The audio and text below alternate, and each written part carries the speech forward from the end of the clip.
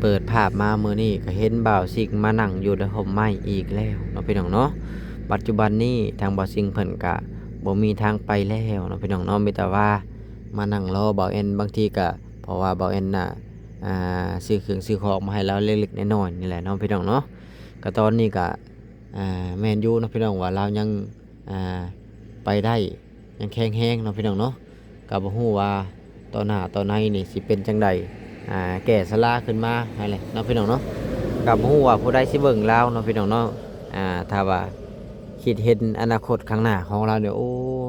น่าจะลำบากพอสมควรเนาะพี่น้องเนาะเห็นแล้วก็สงสารชีวิตมนุษย์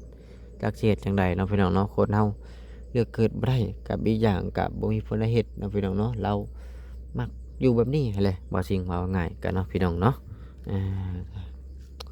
เห็นแล้วก็สงสารพี่น้องเอ้ย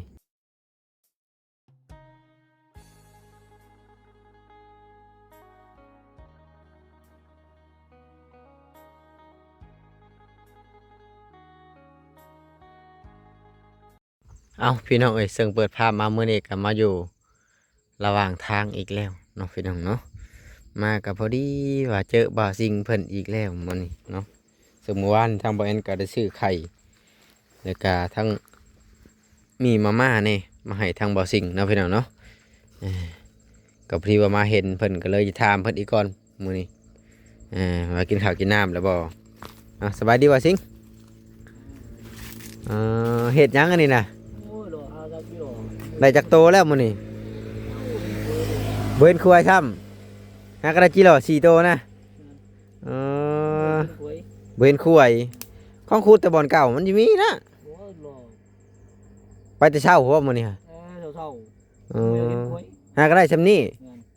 เออๆๆแล้วสิไปไสต่อบัดนี้บ่ไปทางใดบ่มื้อนี้น่ะเออกระเป๋าอีหยังอันนี้น่ะกระเป๋าพายคือเก่าเอ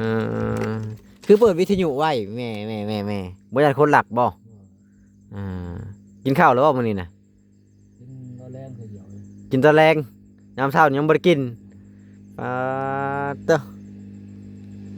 กินข้าวยามแรงคาบเดียวบ่อยากบ่มื้อเช้านี่บ่ค่อยกินมากินแต่ยามแรงแรงวานนี่กินหยังกินหมี่ฮะต้มไข่เออกินต้มไข่ละล่ะ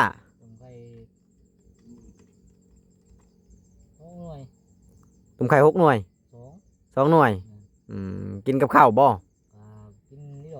กินนี่ดอกเลยเป็นหยังข้าวเจ้าเจ้าคือบ่เฮ็ดกินนะฮะยังบ่อยากมีได้ค่ะกินแล้ว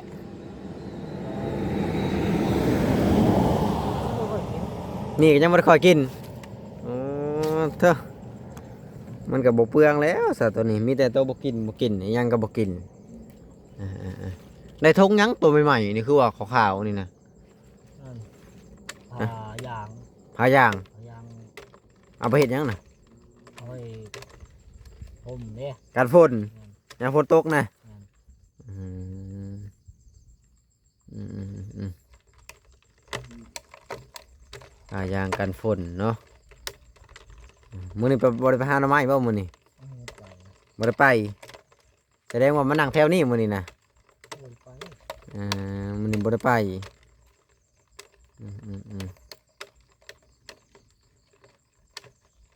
ว้าวสิ่งขุดจิหล่อได้จิหล่อ4 โตไข่ปลาเนี่ยให้ปลาอยู่พุ่นโลปกไว้อยู่บ่ปกไว้อยู่คิดว่าบ่ได้ปกมีคนมาหาหรือบ่มื้อนี้นะยังมีใครมาหาเจ้ามานั่งท่าเขาบ่หรือว่าจังไดนี่นะมาหล่อขึ้นมาเลยเจ้าเลาะมาแต่เช้าแล้วก็เลยมาพักผ่อนในนี่บ่จะเคยพักผ่อนเนาะไปทันซะ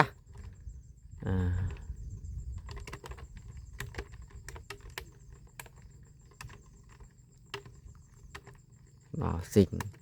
เข้ากับบ่กินคนเฮานี่ก็แปลกคักบ่อยากข้าวอยากน้ำมันบ่ได้เจ็บกระเพาะบ่กินข้าวบ่ได้เจ็บ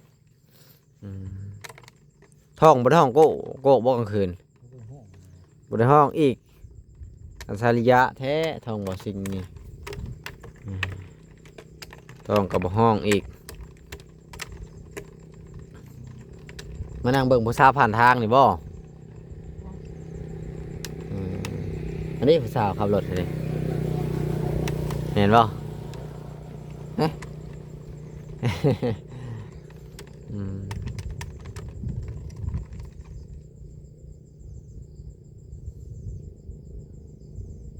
สิพ่อขายอยู่บ่จิหล่อมื้อนี้นะฮะ บ่อยากเห็นนกควาย โอ้ยกินนอดกล้วย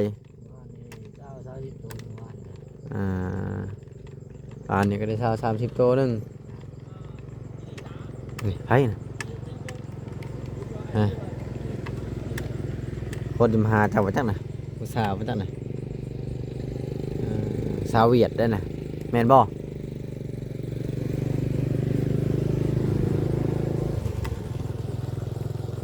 ฮู้จักเขาบ่ คนในบ้านของพังเลย อันนี้อะไรฮู้จักเขาอีก เขามาแต่นาเขาบ่ ว่าจะกี่ยาง มาแตะกินยางนะนี่น่ะยางเขาหยุ่นใช่น่ะ เขาเจ้ารับจ้างกี่ยาง เขาบนได้กับบ่เขาไปกรีดเจ้าจังละแม่นว่าบ่อนเขาเรียกเห็นนี่ต้นยางบ่น่ะหรือบ่แม่น ต้นยาง อ่าเจ้าคือบ่ไปหาจ้างกรีดยางของเขาซะเป็นจังได๋ กี่กลางคืน กลางคืนเจ้าก็ต้องกรีดของเขาติบ่จะกรีดเป็นจังได๋เจ้าจึงบ่จะกรีดกลางคืนฮะยันพีนี่บ่ คนไม่กี่ยาง เพิ่นบ่เคยกรีดยางอืมเคยแต่เฮ็ดหยังซะ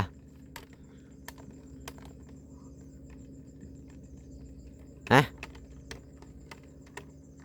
เกี่ยวข้าวได้เป็นบ่เคยเกี่ยวบ่ เคยเกี่ยว ดำนาดิเคย หน้านี่เคยดังเลยเหรอ บ่เคยดำอีกอืมเห็นงานก่อสร้างเคย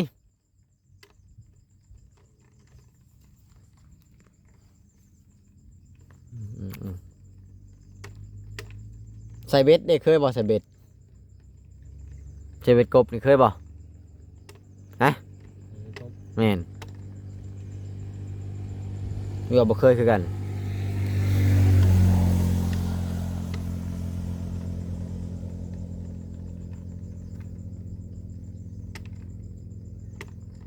เคยบ่เจ้าก็กินอยู่บ่กบหรือบ่เคยกินกบจักเทื่อ โอ้ยคอยกินอะไร บ่เคยกิน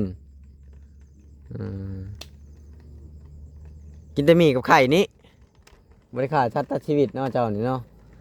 โอ้ดีแล้วว่าสิบ่ฆ่าสัตว์ตัดชีวิตได้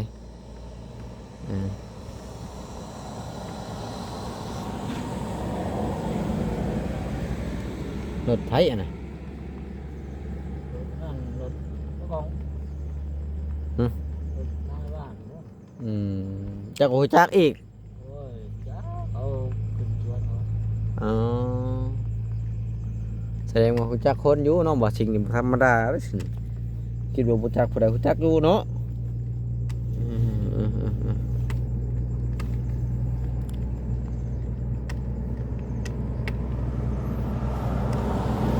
ได้กินแล้วกาแฟมื้อนี้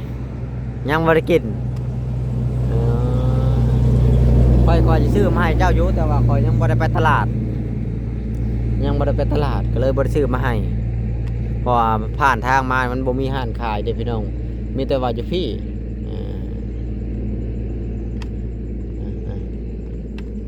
ก็จะกินอยู่บ่กาแฟตอนนี้นะมีเงินเท่าไรเดี๋ยวนี้นะตัวบ่จักคือเอาขายหน่อไม้จิโลมื้อยังบ่มีเงินบ่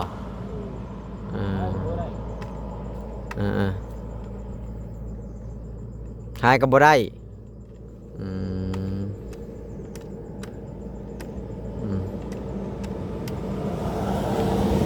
ตอนยังเที่ยงจะไปอยู่ไทยอยู่นี่บ่หรือว่าไปทางอื่นบางทีก็กลับมาเขาจะซื้อเอามาให้นะซื้อกาแฟซองเนาะเอากาแฟซองหรือกาแฟป่อง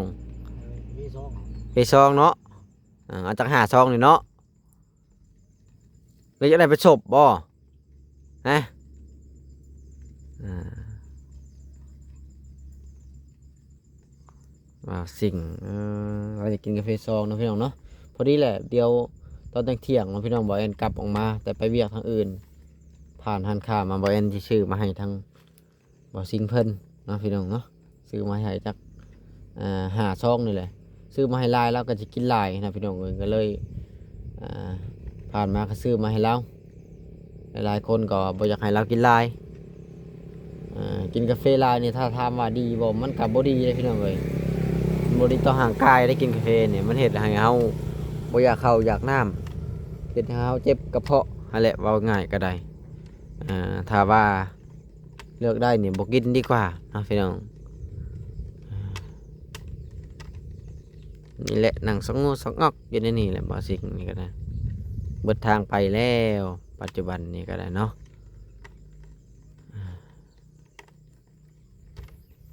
คอยแน่เบิ่งเจ้านะหันบ่เห็นเมื่อกี้นี่คืนนี่นอนรับบอกคืนนี่ฮะ นอนบ่ได้รับเลย นอนบ่ได้รับ ห่มมันบ่แห้งเลย คือบ่ออกตากแดดนี่แดดว่าสิแล้วนี่ หาว่าแล้ว ตากว่าหั่น งานร้อนถือลมเลย โอ้ถึกลมมันก็บ่แห้งคือถึกแดดได้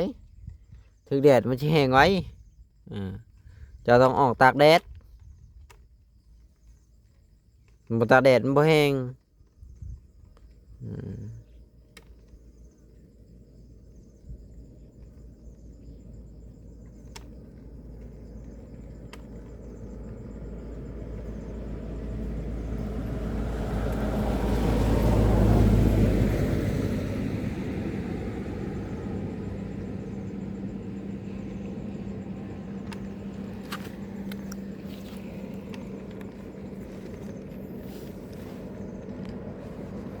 บ่ซิกแล้วมานั่งเบิ่งรถอยู่นี่ได้พี่น้องเอ้ย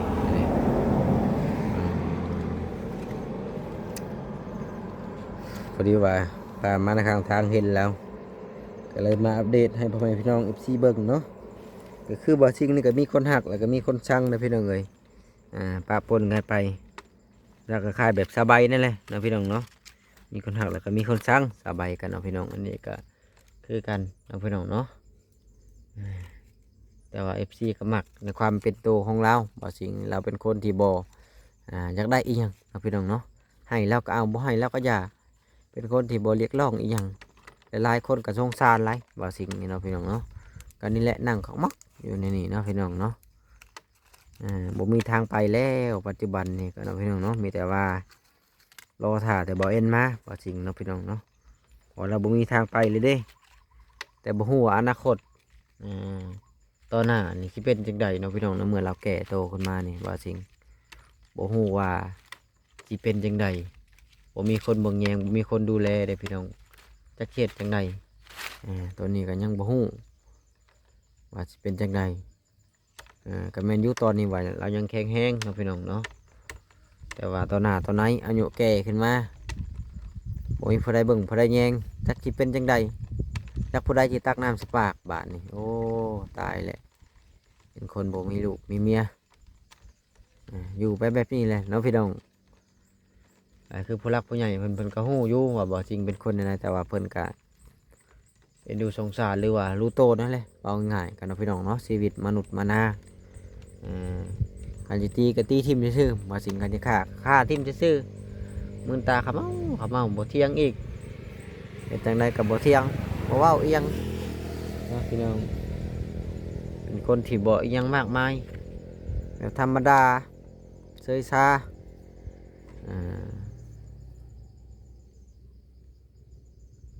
นั่งพับตาขมิบขมิบขมิบขมิบ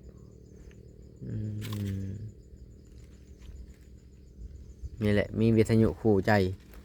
บ่เคยถิ่มเนาะวิทยุนี่กลางคืนก็ฟังตัวนี้แหละกลางวิทยุวิ่งวิ่งวิ่งวิ่งอยู่พอบ่เงา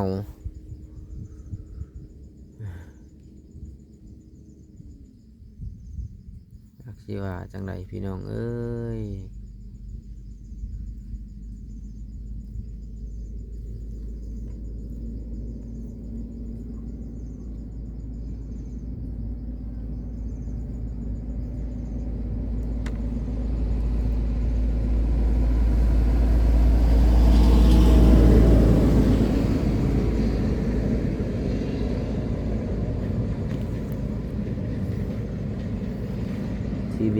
อีหยังมากมาย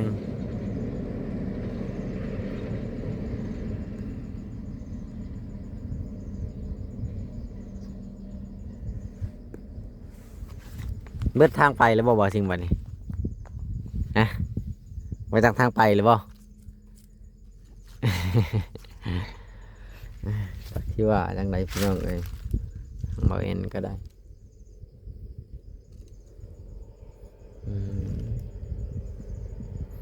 มาแต่ผมนั่งผับตากแมบอยู่คือแบบนี้แล้วนะพี่น้องเนาะแต่พอเป็นพี่น้อง FC เฮ็ดเนี่ยแหละนี่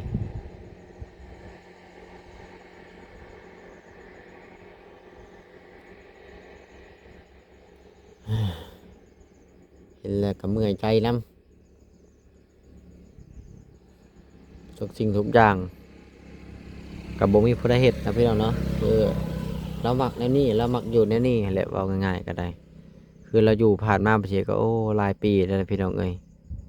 ก็เอาชีวิตตัวเองรอดในแบบของเราแหละเว้าง่ายๆก็ได้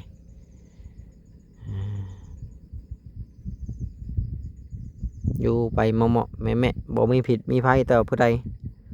หากินไปตามภาษาของเรานี่แหละเนาะ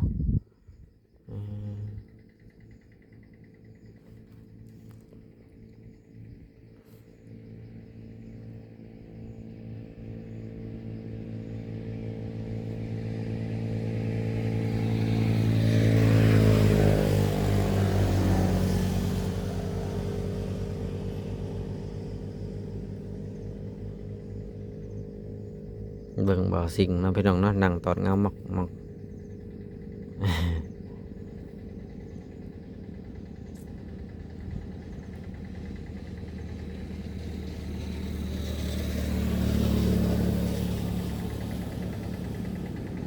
นี่แหละ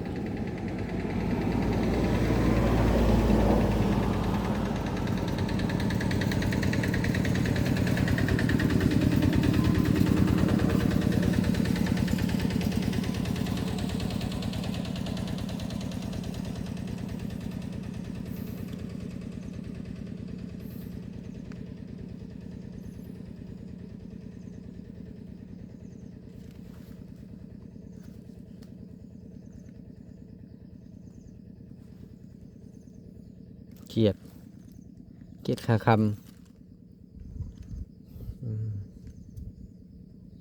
นี่แหละชีวิตบ่าวสิ่งพี่น้องเอ้ยบ่ต้องอีหยังมากมายเอ้าพี่น้องสำหรับคลิปนี้ก็บ่มีหยังหลายเด้อพี่น้องเอ้ยก็พอดีว่าบ่แอนเดินทางจะไปเวียกข้างหน้าเนาะพี่น้องเนาะก็พอดีว่ามาก็เห็นบ่าวสิ่งเพิ่นนี่แหละอยู่ในระหว่างทางบ่อนที่เพิ่นเคยอยู่นี่แหละ